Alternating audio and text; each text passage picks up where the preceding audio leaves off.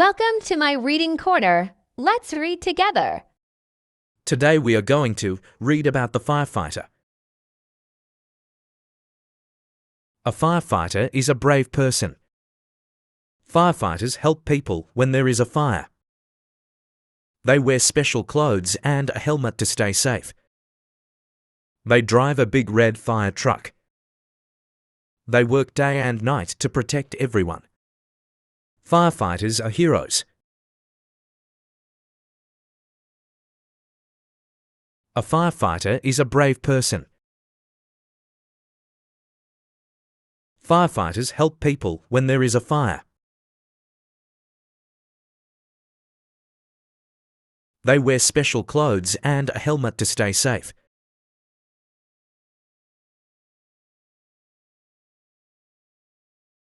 They drive a big red fire truck.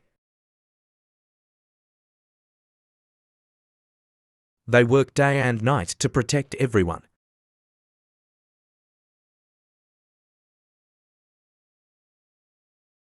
Firefighters are heroes.